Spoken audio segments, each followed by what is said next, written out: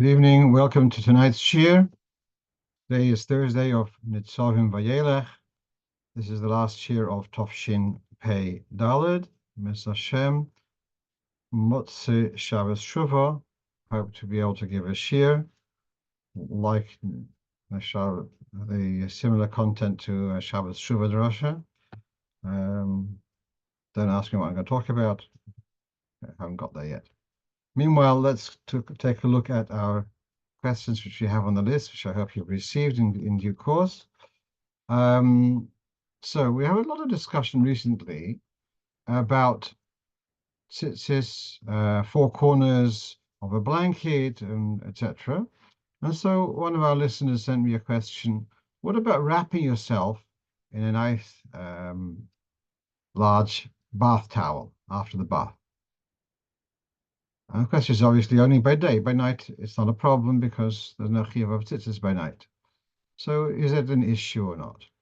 So rephrase the question, is a blanket called a garment? Would you go out in the street wearing a blanket under normal circumstances? Probably not, yeah?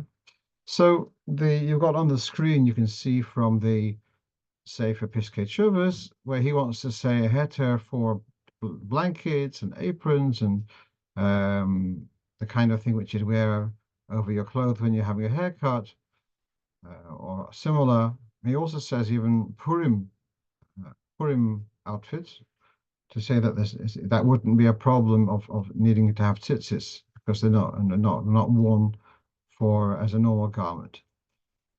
Having said that, in the footnote, he gives a reference to the Sefer Hatoras Nedorim, which is also on the screen.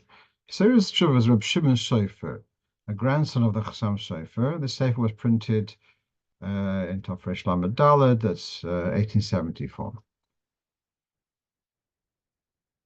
And he actually is not so convinced about, he's talking actually about a sheet worn whilst having a haircut, not to dirty your clothes.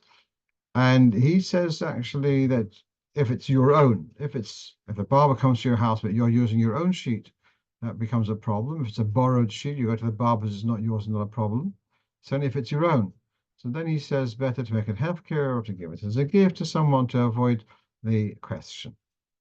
So whilst the Piskei Teshuvos himself is more lenient, but he does quote this Hatoras Nedorim, Reb Shimon Sofer was machmir, which connects to what I had shared with you in the past, where the Frierdiker Rebbe notices how his father, the Rebbe Rashab, had cut off a corner of the cloth before he had a haircut, and the first time he noticed this, and he was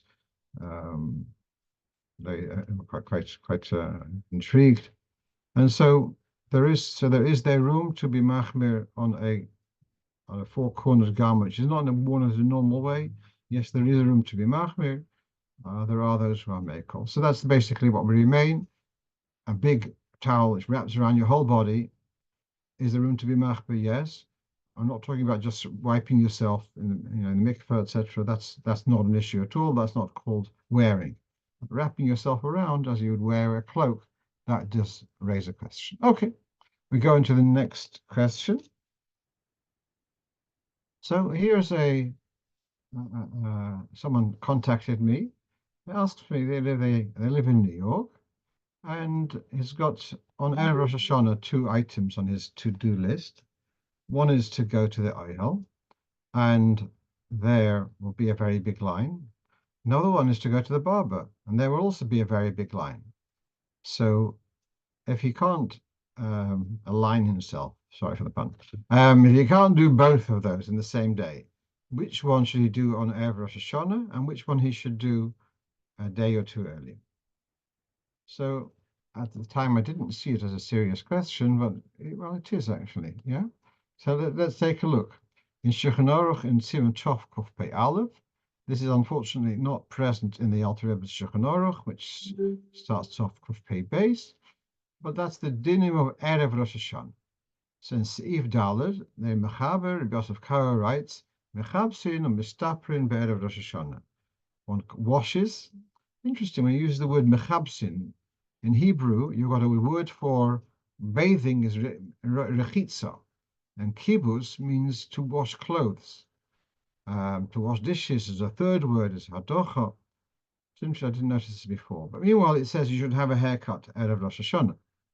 There are more ads, minig Ashkenaz, encouraging the Indian of going to mikvah on Erev Rosh Hashanah, and then about going to the Beis HaKvoros and to pray there and to give tzedakah, to give it to the poor. So we've got here two things which are both brought in Shulchan Aruch to be on the agenda for Erev Rosh Hashanah. And therefore, there is a legitimate question here, which one is more important to be done by B'yayim on the very day, and which one can be a day or two earlier. I don't have a source for this, but my reaction was go to the Ohel Mamash Erev Rosh Hashanah and have your hair cut a couple of days before, or whenever is convenient. Now, what you have on the lower part of the screen is a quote from the Sefer Matei Ephraim. Matei Ephraim, which is a Sefer, specializes in the halachas of Tishri. So this is actually in Siman Tov Reish Chof Hei. This is the chapter which talks about sukkahs. So he writes the following: one who did not have a haircut before Rosh Hashanah, and he's got saros haruim legaleach, he's got his hair needs a haircut, so then he has a chiyuv to cut his hair, have a haircut on Erev HaRegel. So from this sentence, I found it is interesting. Is it a chiyuv to have a haircut on Erev Rosh Hashanah, or is it if you need a haircut, then you should do so Erev Rosh Hashanah? You follow the difference. So it's told that the Rebbe had a minhag every Erev Shabbos to use a scissors and cut a little bit of the hair behind his ear, because the mitzvah to have a haircut on covered Shabbos. Most people are not noyak in any way like this. When they need a haircut, okay, see, but not necessarily every Friday to have a haircut, yeah.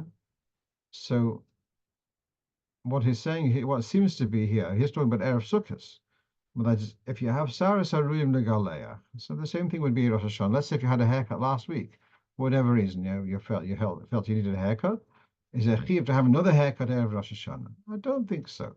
As he says, Saras Haruim Legaleah, and although he's talking about Erev Sukkos, I think the same would apply for Erev Rosh Hashanah. He then says, well, on the other hand, there is an emphasis to have a haircut Erev Yomtov, that you should, when you come to Yomtov, you should look put together, not unkempt. And then in the language of the Gemara, Shelo yikonis l'regel kashehu menuvol. Don't enter the Yomtov as you're looking like a tramp. I beg forgiveness of all the tramps out there. Okay. You are allowed to have a haircut any time of the day, but it's preferable to have it before midday, and it's preferable to have it if you can choose between Erev Yom Tov and the day before. It's preferable to have it on Yom Tov, unless you're worried that you're going to be so busy on Erev Yom Tov you won't have the time. Then it's okay to do it the day before. All right. So the idea of how we've seen here a couple of points. There is a preference to do it in Erev Yom Tov, yes, and that's what we have in the Shulchan Aruch. But if there are other pressures which which you're aware of, then it's okay to have a day before. The case that you should come to Yom Tov looking respectable. Whereas, and you know what, for that matter, if a person feels that they won't be able to go to the Beis HaKvoros on Erev Rosh Hashanah, it's too busy, also to go a couple of days before is also fine. And we saw this by the Rebbe. We saw that the earlier years the Rebbe would Moshel give out lekech on Erev Yom Kippur and on Hoshana Rabbah. But as the community grew, the amount of people who were coming became too much to be able to manage on Erev Yom Kippur and Hoshana Rabbah. So it became a day before and 2 days before. And so it's bismichus. So if you don't think you'll manage to go to the Beis HaKvoros on Erev Rosh Hashanah, and there may be also perhaps you can't handle the amount of traffic which will be there. All right, so if you go a couple of days before, it's all Erev Rosh Hashanah, broadly speaking. All right. But between the two, having a haircutting in Rosh Hashanah or going to the Beis Olam, especially to the oil, I felt that going to the oil is uh, is more applicable for Erev Rosh Hashanah. Okay, let's move on. So now, one of our dedicated shluchim here in the United Kingdom wants to give out something for Rosh Hashanah. So wants to give out sachets. It's become a popular thing to give out honey before Rosh Hashanah. So he managed to find some kind of sachet, uh, which is like a very small envelope made of plastic, and you can tear it at a particular point. And it's like not serrated. It's like it's perforated. It's this dotted line. Tear here. Okay. Well, on that dotted line, is writing. So if you tear on the dotted line, you're going to be tearing through writing. So he asks, is it okay to use on Yomtov? Thank you. Someone's suggesting instead of the word sachet, you use the word pouch. Okay, fine. As long as you know what we're talking about. Fine. So now, tearing through writing. So we can look in now in Siman Shin Mem, which is in Hilchos Shabbos. We've got, should we call it heading miscellaneous? All little bits and pieces. We've got Shin Lamates and Shin Mem, all the miscellaneous issues. So one of them is about the issue of erasing, of moichik. So then we have moichik in the original malacha is you're erasing in order to create space to be able to write. Moichik amanas lichtov. So here the Alter Rebbe writes in Shin Mem Sif Dalet Midivrei Sofrim also limchik shelo yamanas lichtov. You're not allowed to erase even if it's not for the purpose of be able to write in that place. Because of this, you're not allowed to break an uga, a cake, which has got writing on it, has got letters on it, even though you're not interested you're not interested in the writing. You want to eat, but it is inevitably erasing the letters, and therefore you're not allowed to. You can give it to a child. Just a little bit of history. The traditional hachnos bring a child to a cheder with the whole thing, with the talis and with a cake which has got writing on it. There was a time going back 600-700 years ago where this was done, and it was done on Shavuos. Yeah, Martin Torah was. So then became the whole question: can you give the child the piece of cake which has got writing on it on Shavuos? So you're erasing the writing. So this is where the background to this, where it says you are allowed to give it to a child because he's enjoying it, whatever. Now, I'm going to digress for a moment because this is there's a well-known opinion that there's a difference between writing, which is from a different material, and writing which is made from the very same material. So you've got biscuits which have got writing on them, petit four, what's it called, petit beurre, or whatever it may be, crackers which have got writing on them. So the Noida Yehuda, in his notes on the margin of the Shulchan Aruch called Dogel Nervava, so there he differentiates, and he says if the writing is made from the very same material, you are allowed to break the cracker. It's not a problem, and the problem is only if it is something like icing or something which is like ink on paper. The Alter Rebbe does not seem to hold of this, and that is evident in Hilchos Pesach, where he talks about the svara of naming the matzahs. If you have 3 matzahs with Kohen Levi Yisrael, to have a stamp, and this one will be called Kohen, and this one will have a stamp on it Levi, and this one will have a stamp on it Yisrael. And he says that's not okay, because when you eat the matzah, you're going to be erasing the word Kohen, Levi, or Yisrael. So evidently the Alter Rebbe does not accept at all this chiddush of the Noida Yehuda, and writing, even if it's from the same material, would still be a problem to eat that cookie. Then there's another svara if you put it in your mouth at once. All shvachamaises. Baruch Hashem nowadays, I think Rov of Anash are particular not to use crackers which have got writing on them, or Hashem, there are other varieties of crackers which don't have writing on them, and so fine. Let's come back. So erasing a text by eating it would be a problem of moichik. Moichik shloyam nas lichtov. There was some time where people who smoked cigarettes, and there was a concern on the side of the cigarettes printed Alfred Dunhill or Marlboro, and so those who mahadrim and still would smoke, but they wanted to avoid this. They would, before Yomtov, talking about Yomtov, not Shabbos, before Yomtov, to take a magic marker or something and to erase the writing, that there shouldn't be a problem of moichik when they're smoking their cigarettes.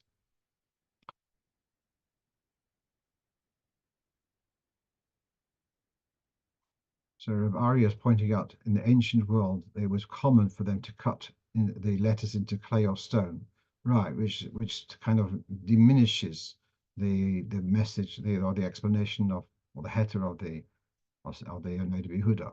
What about pills? It's a good question, and you got here. All right, literally, it is a separate discussion. You got and two forms of pills. You've got like tablets, what we call in England, and they've got writing, sometimes one or two letters, and you've got sometimes capsules, which have, or for that matter, some tablets, and they've got writing on the actual tablet. All right, these are good questions. We'll have to discuss them another time. Let's come back to our topic.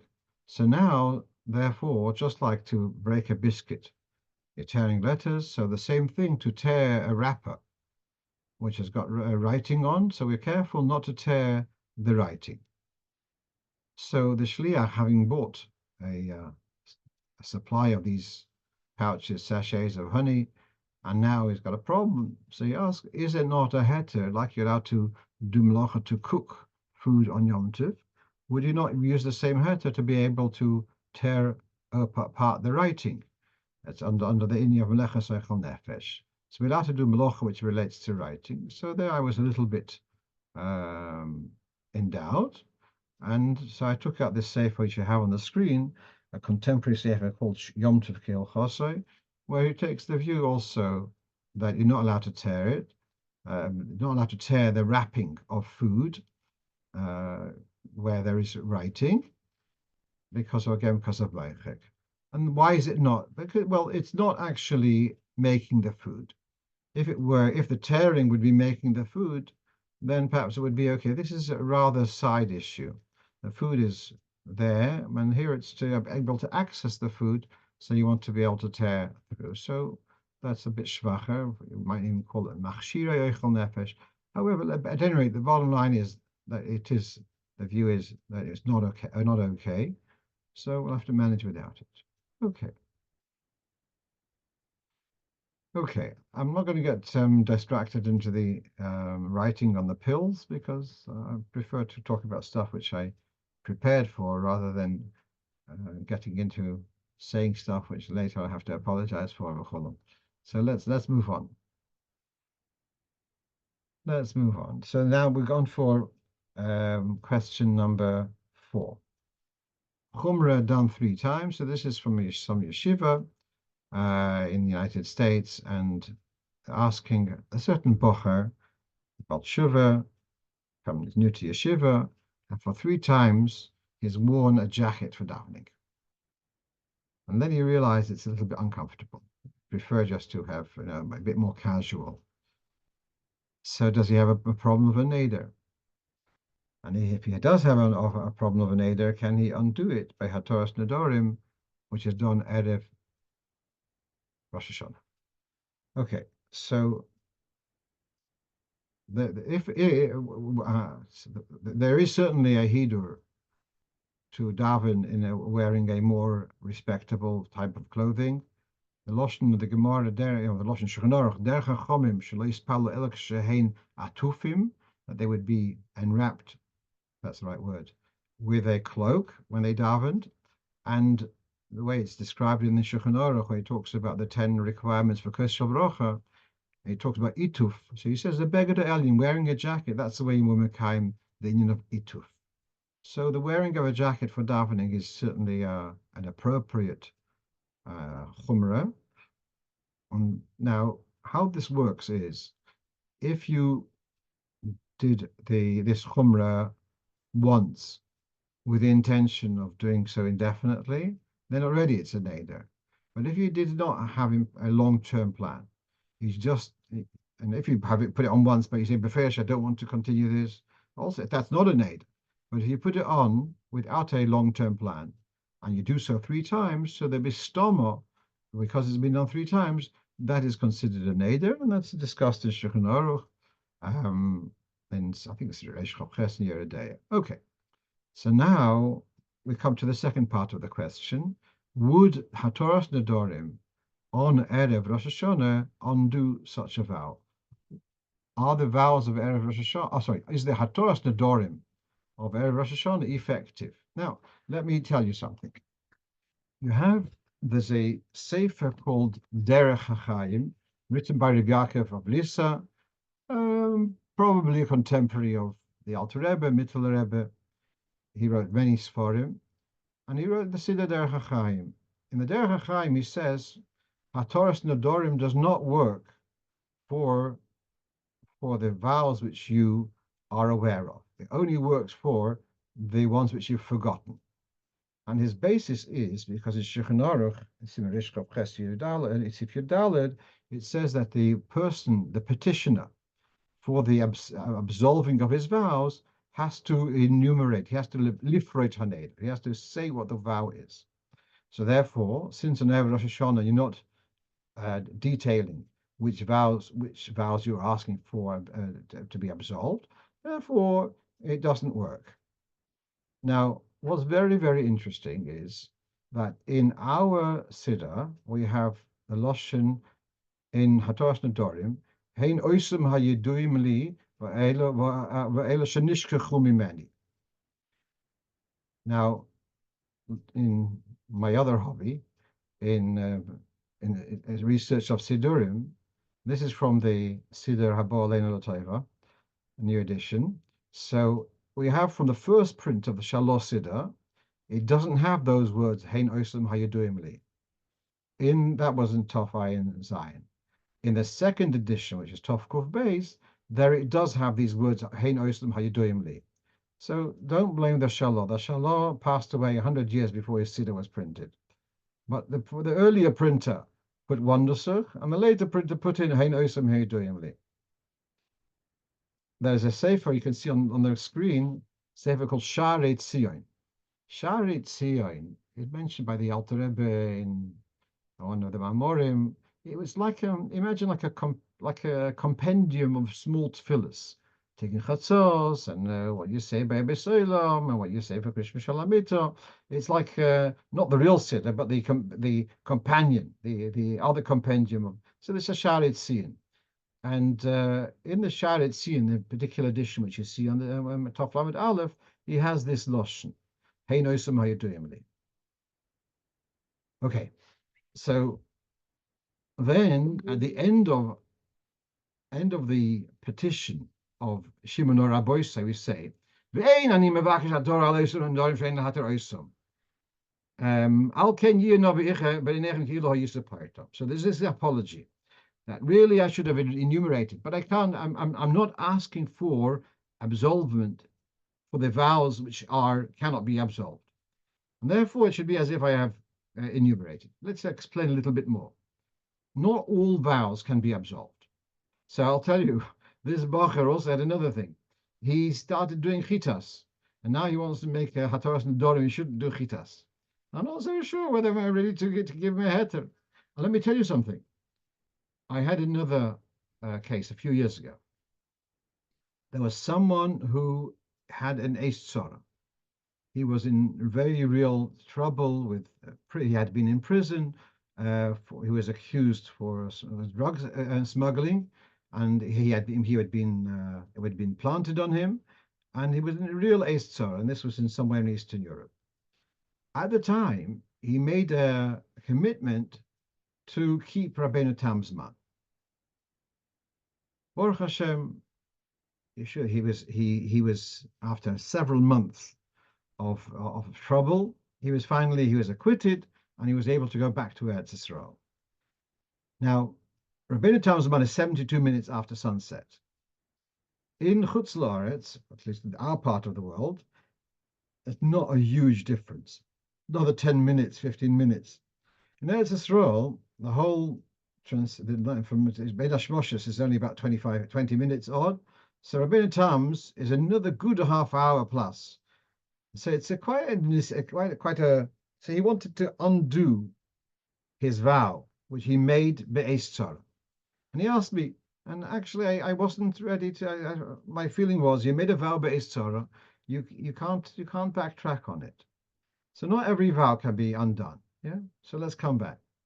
So the reason why the Shulchan Aruch says tzorich lifreit haneder is so that the one who's absolving your vow, the Chocham or the Bezdin, they should be aware whether they are absolving something which is nitan lehator, which can be absolved or not. Okay. So now in the Hatoras Nedorim, we finish off, we say the vows which cannot be absolved, they won't be absolved. So therefore I'm asking just for the ones which can be absolved. So as a result, we have the way it's presented in our Siddur, this Nusach, is that Hatoras Nedorim does work, not only for the unknown and the forgotten vows, but also hayuduimli, and therefore that would be legitimate. You can read at the second column on the screen that there's a reference to Sfas Emes on Yeridea on that spot, and there's a sefer called Kol Nidre, what an appropriate sefer which specializes about Nedorim. It's a very much a contemporary sefer. You can see it, Bnei Brak Tavshin Samach Hey, and he brings up several poskim that Hatoras Nedorim on Erev Rosh Hashanah does work, even for vows and commitments which you remember, and certainly these things which are Hanhogas Toivos. So yes, there is room to be made. That you can rely on the Hatoras Nedorim. Once it's known that this vow can be undone, then Erev Rosh Hashanah would work. Okay, let's go on to the next point. So now several people ask me this: does it work for a how do we deal with women's Nedorim? Now, I understand that I've never seen it, but I understand in some communities they have that there's three people sit up front, or however, and then everyone else, they have everyone's rattling off Hatoras Nedorim all in one go. In Chabad we don't do that. In Chabad we have a whole roster, and you have going around the table. Each one stands up and says his piece. In some communities they do it wholesale. You got everyone says it together, and they say mutar lochem, mutar lochem, mutar lochem, and everyone's absolved. Okay. So now here's to the question for women: does it work for a husband to petition and for his wife's Nedorim to be absolved? So he does bring this sefer. You can see it's from the sefer Kol Nidre. He does bring some who do go for that, but then he quotes other poskim who say no, that's not the minhag. And I think it's from Shlomo Salman and others. That's certainly not the minhag. It's not the minhag for husbands to ask for Hatoras Nedorim for their wives' vows. And so what's the backup plan? The backup plan is that women say Kol Nidre. Kol Nidre is a declaration that if ever I will in the coming year make a vow, it shouldn't be binding. So that's the backup plan. Okay. So why don't men rely on the backup plan? That's a good discussion. But meanwhile, I saw in his notes, he brings a very nice explanation. Why are we not so, not making an issue for women to have Hatoras Nedorim? Very nice. There's a sefer here from Mishnas Yosef. Mishnas Yosef, Rabbi Yosef Lieberman, he passed away a couple of years ago. He was one of the poskim in the Sadigera community. He lived in Yerushalayim. He's got a sefer miyuchid on. I got to know him, not personally, but I got to know him. He's got 4 volumes on Shavias, on Mishnayos Shavias. So there's 4 volumes explaining that la halacha. Mishnayos Shvius Halocho. Well, then he's got several volumes of Shas Tshuvas. So now he writes the following: a woman's lifestyle is different to a man. It could be let's say a woman goes through, should be, as Hashem, in a healthy state, she will become, at some stage, get married, she'll become pregnant, and then she'll give birth, and then she'll have to look after children. So when a woman takes on a Hanoga Toiva, is lechatchila anticipating that her lifestyle will change, and that there'll be a time when she won't be able to keep up. And so, unlike a man who's a bit more predictable, his life, never know, but more predictable. And therefore, he makes a commitment. It's a commitment for a woman because her lifestyle has its natural changes, very significant changes in schedule. As a result, their hanhogas, their commitments to hanhogas tova are seen as very much as and when possible. Beautiful. I think it's a very nice explanation. Okay, but the point that's the minhag, and we talk about husbands for wives. And what about girls? A husband for a wife can do Hatoras Nedorim, whatever. And then, so this whole idea, which it says in the Gemara, a person who wants to avoid the problem of Nedorim, he should make a statement on Erev Rosh Hashanah. That's for a man, because if he makes a vow, he's stuck. A woman, her vows are subject to, if her husband wants to absolve them, to disrupt them, he has the power to Hatoras Nedorim, as we all know from Psukim and Torah. That's possibly why the whole minhag of Hatoras Nedorim for women has not been instituted as a standard. Okay.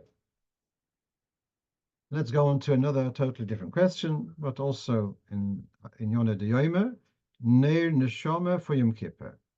So the person who asked me this, I believe, has neither parent alive, and his wife, her father passed away a few years ago, and now is asking the question: should you have a separate Ner Neshama for his parents and a separate Ner Neshama for her parents? So this is discussed in Shulchan Aruch Bichlal in Siman Tov Reish Yud, the din of Erev Yom Kippur. And look at the top of the screen, we have from the Sefer Elio Rabbo. Elio Rabbo is a commentary on the Levush.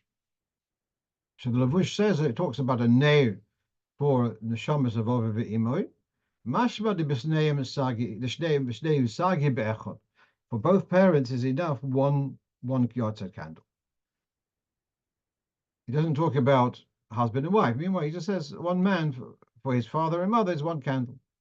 Then he quotes from the Sefer Amar Koil, who quotes from the Targum of Megillah, probably the Targum Shein, I didn't check it up, where Haman is complaining to Achashverosh about all these indulgences of the Jewish people, and he says on the night of Tzoba Rabbah of Yom Kippur, on the eve of Yom Kippur, they light many candles. The amount of children they have and the amount of parents they have.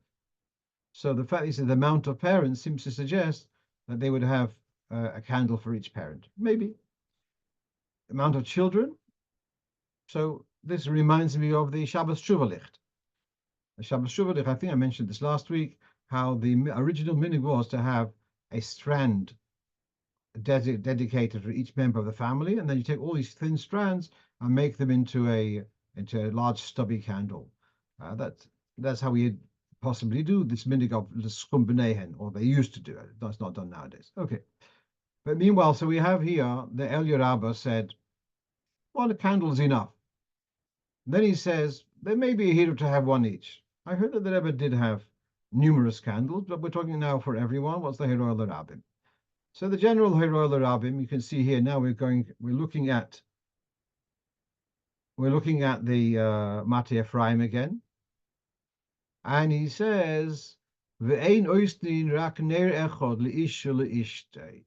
That's about the Gesundheit, sorry. Besides the Gesundheit, which in Chabad we call the Lebedik Licht, which we bring to Shul, also a Neir Bishvil Ovim Ve'imay Shemesh, a Yortzeit candle, and that's called the Neshama Licht. Okay? And Neir Echod, Bein Imesu Shneim, Bein, you have one candle for both parents, that's also valid. Then he says also a isha almona would make for her parents shemes. So I saw someone reading from here that there should be a separate one for the husband, separate one for the wife. And I think it says just the opposite. It says here, if she's an almona, she should have a separate, she should make a candle. But if she's not an almona, so then we one candle for all the neshamas which are to be remembered. I would say if someone's in the year and they've got a candle which is there a whole year, so it makes sense for him keep it to have another candle and to be something different. But otherwise, it seems my impression is that one candle would be enough. If you want to have two, gesundheit, make sure you say Berliner, yeah. One more thing about the candle. Where do we light? We said Neir Habori. He says, where is it? Yesh Nurgin. There's those who have the minute to take the Gesundlich to the shul, and the Ner Neshama they leave at home. And he's not happy about that. He says you should take all of the candles to shul. Our minig is like what he said at first, the Yesh Nurgin, that the Gesundlich, the Lebedike Licht, we take to shul, and the Neshama Licht, we leave at home. Let me just explain something.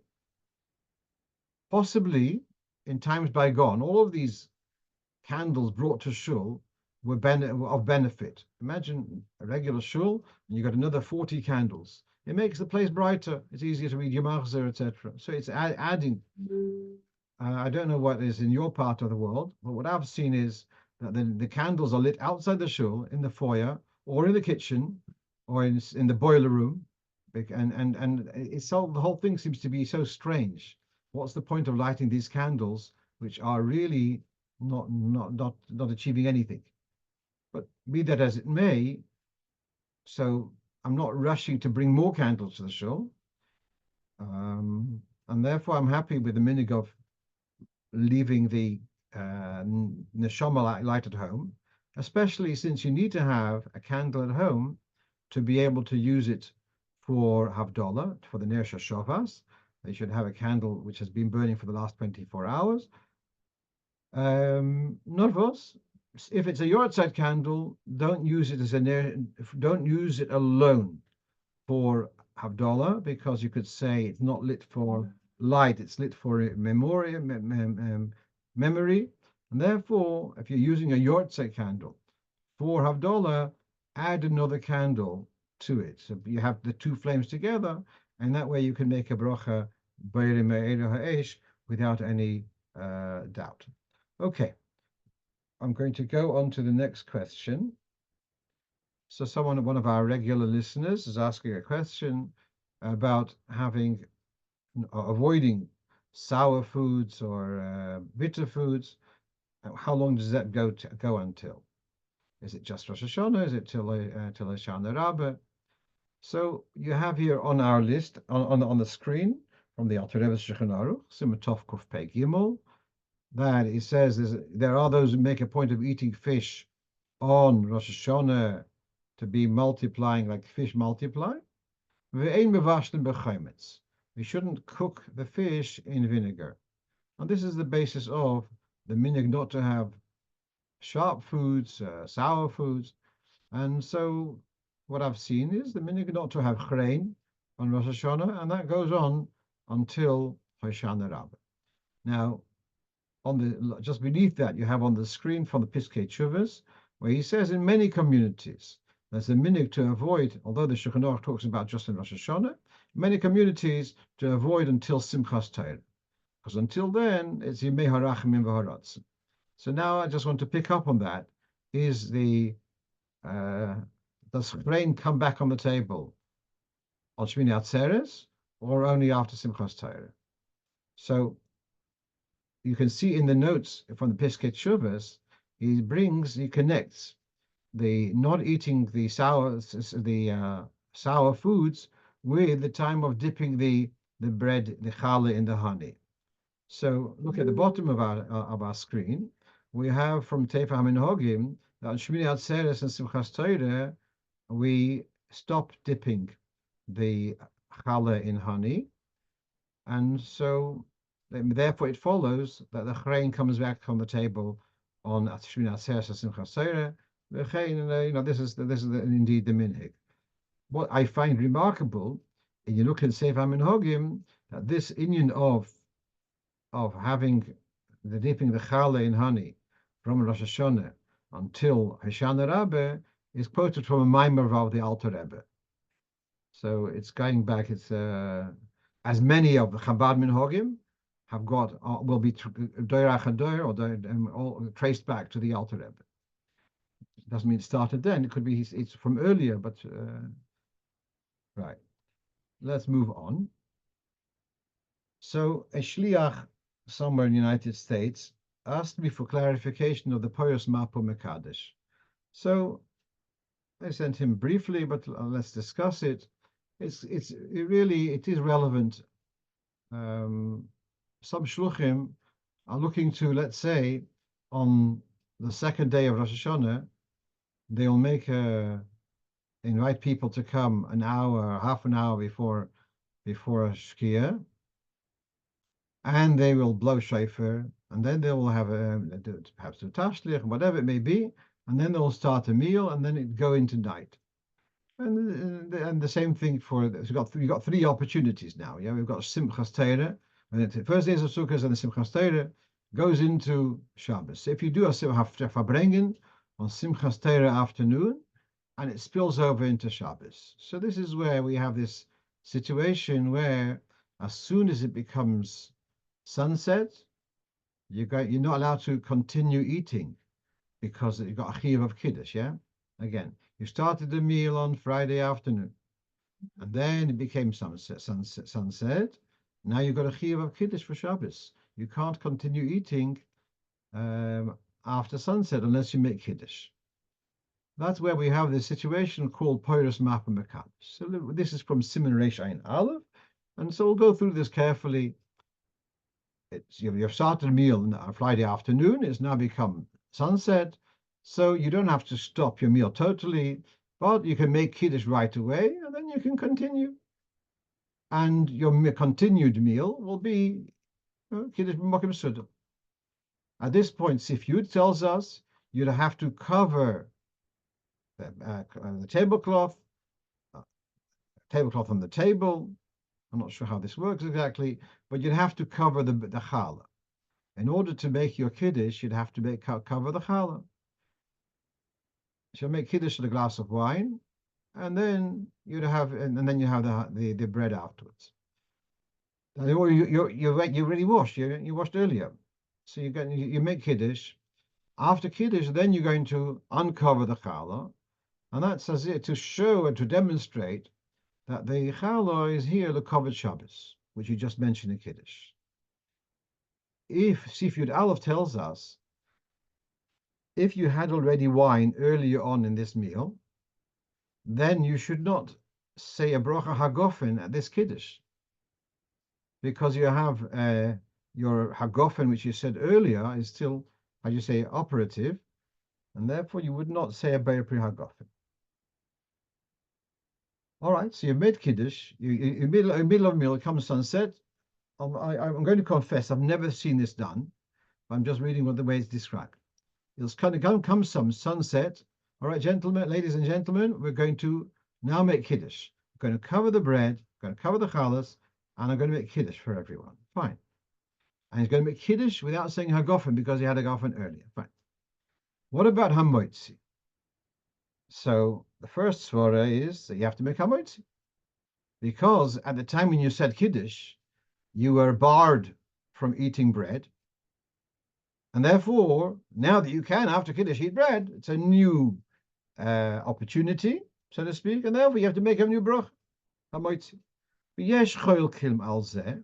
There are those who disagree with this and say the fact that momentarily you weren't allowed to eat bread from the moment of sunset, that doesn't mean that your meal was totally interrupted, because after all, we all know that you had every intention to continue, and therefore you shouldn't. So we have here a dilemma.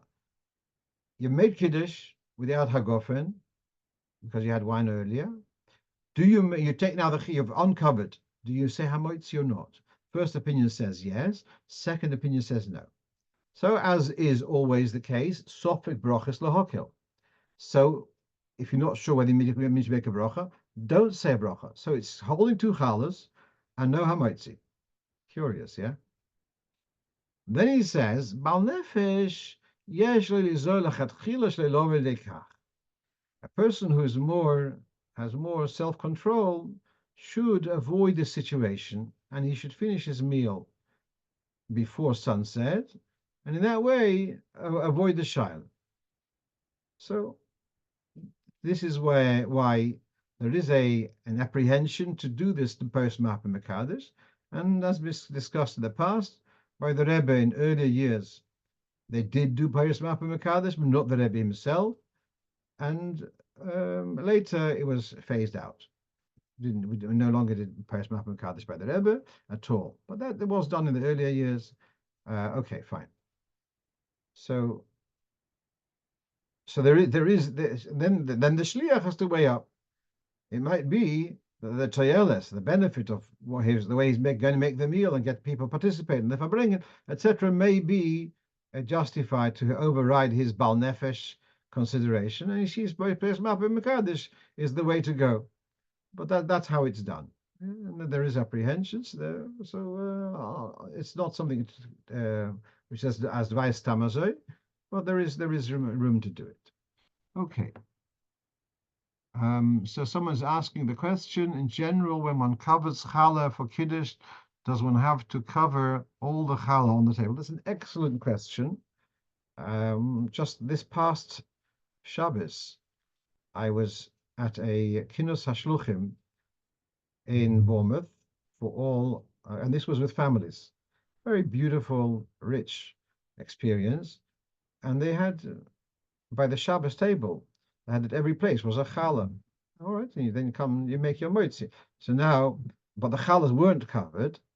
So I come to my place. All right, I'll take challah and I'll borrow one from the guy next to me, and I'll cover it with a serviette, with a napkin. But do I have to go around the table and cover all the challahs?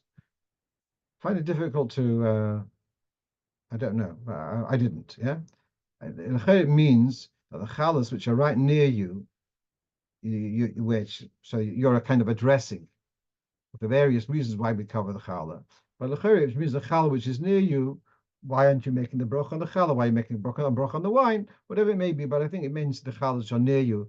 It doesn't mean you have to go around and cover everyone's challahs. Probably be quite awkward to do that. With everyone making kiddush a little bit earlier or later. And why should you only cover the whole challahs? What about the half challahs? Yeah. Okay. Let's move on. Okay, I want to share with you something very interesting. I know we've discussed this about bowing to the right and bowing to the left at the end of Shemona Esrei. Yeah, we've discussed this a couple of weeks ago. All right, then just to remind you, in Chabad Minhag, there is a difference between the end of Shemona Esrei and the end of Kaddish.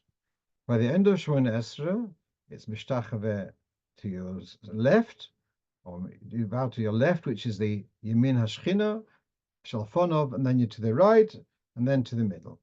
Whereas the end of Kaddish, by the Oisha Sholem, it's first to the right, and then to the left, and then to your own right, and then to your own left. And then I mentioned a Chiddush, that although in Sefer HaMinhogim it says by Kaddish, Oisha Sholem b'mreimov, who Yasa Sholem Aleinu, Val Kol Yisrael v'imra Amen.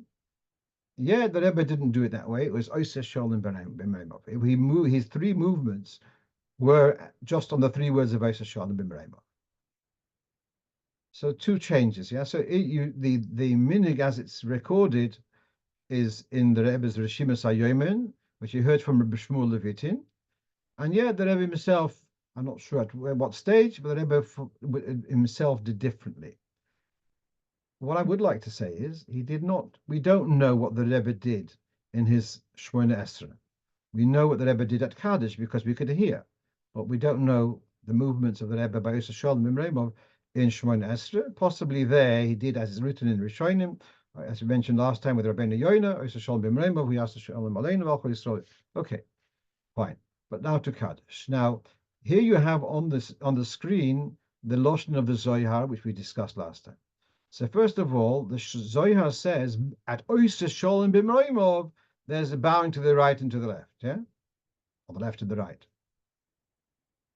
So the Zohar just says Oysa Sholem B'Moimov. So possibly our Rebbe looks at these words. Who says, at least in Kaddish, who says you have to do Oysa Sholem B'Moimov in one bow? Perhaps all the bowing should be in those three words, Oysa Sholem B'Moimov. So he did the bowing at the end of Kaddish, but Oysa Sholem B'Moimov. What he did in Shemona Esrei, I don't know, yeah? But the second point, let's look at these words. Kriya ozkifa lismolo, kriya ozkifa liyamino. A bow and erecting to the left, a bow and erecting to the right. V'hayihu noisen shalom lismoile v'yaminoi. This is what it says in the Gemara, Yom Daf Gimel, yeah, that you greet to the left and to the right, because, but then it says lismoil rabbi v'limin rabbi. Hang on a second. You do to your left because that's the right of the one who's ahead of you. Then you do to your left. Sorry, then you do to your right, which is the left of the one ahead of you. Yeah, that's the lashon of the Gemara, and that's what the Moshe said first. Kriyas kifel is smaller, then kriyas kifel is limino. You first do to your left, which is the right of the one ahead of you. Then you do to your right, which is the left of the one ahead of you. Right. But then it says l'smoil rabbi limin rabbi. What's going on here? Yeah. The Rebbe learns pshat in this Zohar that the first part of the Zohar is talking about Shemona Esrei. There is first to your left, and then to your right. First, and therefore first to the right of the Shekhinah, then to the left of the Shekhinah. And these words of the Zohar, l'smoil rabbi v'limin rabbi, that's alluding to the end of Kaddish. Now, stand here bewaffen handiger. What's going on here? We're talking here about Shemona Esrei. The Oysa Sholem B'Moimov primarily is in Kaddish, is the end of Kaddish Tiskabel. The Chazan has done 4 times Korea V'Zoikev, and then when does the Chazan do Oysa Sholem B'Moimov, and with the 3 steps, at the end of Kaddish. And even when it's a Monday and Thursday, and in between you have a Kriyas Torah, but it is the end of the Kaddish after Avodat Tzion, where he does his 3 steps backwards and bows to the right and to the left. So therefore, this Oysa Sholem B'Moimov is equally applicable to Kaddish Tiskabel at the end of Chazoras Hashatz. And therefore, the first part is talking about as a Yochid, then it's L'smoiloi v'yiminoi, and then the words L'smoil rabbi v'limin rabbi is talking about when you are going back at Kaddish, and there it's L'smoil rabbi v'limin rabbi. That would be a way of understanding the Zohar, and the basis of backing to the minig, which is mentioned in Sefer Hagim, of differentiating between Oysa Sholem B'Moimov at the end of Shemona Esrei and Oysa Sholem B'Moimov at the end of Kaddish. Why would there be this difference altogether? So this is a separate thing that there is in Gemara Sota, Minayin l'koved atzibur, which is great, has a priority of a koved shchina. So when you are davening as a chazan, so you are on behalf of the tzibur. So koved tzibur takes precedence over koved shchina, and therefore you bow first to your right of the tzibur, rather than to the right of the shchina, which is connected. Okay, that's the list which we have for today, and I just want to finish off by sharing with you what I found an amazing chiddush of the Rebbe, and that is we learned in Gemara Yoma today in Daf Pei. It talked about Rebbe Loza says if a person, we're learning Gemara Yoma, the last periods to do about Yom Kippur. It says Rebbe Loza is an Amoira. He says if a person eats by mistake, he ate a kazayis of forbidden fat of chaylev, he should make a note on his ledger how much he ate. Why is that? Because he might think that this amount is liable for a korban chatos. But when it could be, there'll be a bezdin, and when Mashiach comes, there'll be a bezdin, and they will say, no, that wasn't a shiur, and therefore, what he thinks a chiyuv chatos is not a chiyuv chatos, and if he brings a korban chatos, it'll be chulin ba'azora. Okay. So the Rebbe at some stage in Chelek Yud Ches asked this question: a person incurred a chiyuv chatos, did an avera. Shabbos, he walked out of the bathroom, by mistake he switched off the light, or switched on the light, went in.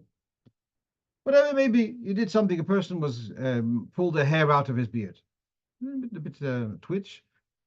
Chil Shabbos. All right, so I have to bring a korban chatos, yeah.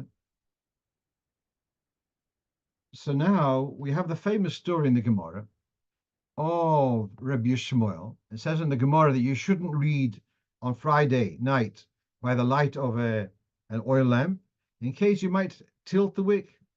And Rabbi Shmuel said, "Ani ekra v'lo yat." I'm okay. It's not the kind of thing I do in any case. So I'd ask a servant to do this. So he sat and learned by a lamp. Kora v'hito. He read by the lamp and he tilted it. Oi.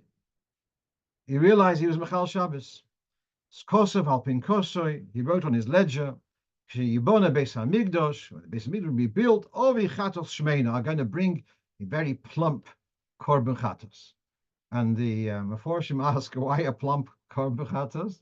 So they say like this: he did two violations. He did a violation of Chil Shabbos, but also he did a violation. Chacham said, "Don't read by the lamp." He did read by the lamp. He disobeyed the Chachamim. Oh, so he has to bring a korban chatos with a plump, which should be an extra bonus because of the extra violation. Okay, so we have there. So the Rebbe asks this question: if a person goes through, whether it's fasting or giving tzedakah or whatever it may be, instead of a korban chatos. So when Mashiach comes, will you have to bring a korban chatos? If you've done the remedy already, do you have to bring a korban chatos when Mashiach comes? So from these Gemaras, it seems that you do. Rabbi Shmuel, and here we have Rabbi Lozer in Gemara in Yoma. But then begs the question: how come it's not written in Shulchan Aruch? If a person violated Shabbos, he should make a note. It's even more interesting. In Siman Shin Lamed Daled, which talks about dealing with a fire breaking out Rachmanas on Shabbos, so there the Magen Avraham mentions it in the one-liner. There was one of the Tanoim who did so. And the Alter Rebbe, who's very loyal to the Magen Avraham, at this point, he quotes the idea before and the concept afterwards, and this piece he leaves out. So the Rebbe asks a question: why is this concept of making a note of violations when Beis Hamikdash will come? Why is it not brought as a standard halacha? So the Rebbe comes up with an amazing explanation. It might be a little bit complicated, but listen carefully. Korban chatos is only if, I made a mistake. If I had realized, I wouldn't have done it. The Lashon in Gemara, shov mi yediyosai. Had you realized, you wouldn't have done it. So there was a moment of unawareness, but had I been more aware, I wouldn't have done it. So if someone has, I might be misquoting, but ve'erech, this is the way I understood it. Yeah, this is, you can look it up. Vov Tishri Tov Shin Mem Aleph. This is where the Sikh is. Quite a few pages. So he says like this: someone like Rabbi Shmuel, who the Beis Hamikdash is very much, it's vivid in his mind. Therefore, by him, if he had realized that this is Chil Shabbos, he would have Chas v'Shalom would never done it. So his shov midiyos, he's kind of more mentally connected with the seriousness of Chil Shabbos and karbonas, etc., etc. Other people, and also perhaps Rabbi Lozer also in our Gemara, other people whose their consciousness about the consequences of an aveir of a Chil Shabbos and of the Beis Hamikdash, etc., their consciousness is less than that, they're not necessarily shov mi'idiose. Had they realized that it's a chil Shabbos, would they really have refrained? Perhaps not to that degree. The recoil would not be so great. And that's the basis. He says that's why there wouldn't be a chi of chatos for a person who doesn't have that awareness, would not incur a chi of a carbon chatos because it's not a shav midios. Because we don't have a Beis Hamikdash, we're not so sensitive to these issues, and as a result, it wouldn't be shav midios. That's perhaps I'm not doing justice to it. Okay. Someone is asking, and finish off with a couple of questions on the chat. Someone, if one's sibling passed away some years ago, should they have a lich for that sibling as well as one for the parents? That's a very good question. I would differentiate. It's obviously a Hergish thing, but if that sibling was married and had children, so then there are those who remember them anyway. So there's no chiyuv on the siblings because there's children. If there's no siblings, sorry, if they had no children, for whether they ever got married or whatever it may be, then it would make sense that someone should light a candle. And if you remember last week, I mentioned not about Yom Kippur, I mentioned that on the second day of Rosh Hashanah, the Rebbe would have a candle lit in memory of his sister-in-law. So they unfortunately they never had children also, but also then the Rebbe saw to it to kind of take the yahrzeit, to observe the yahrzeit for them. Rabbi Safran, going back to question number 7, is mayonnaise called a sour food? And the answer is no. Mayonnaise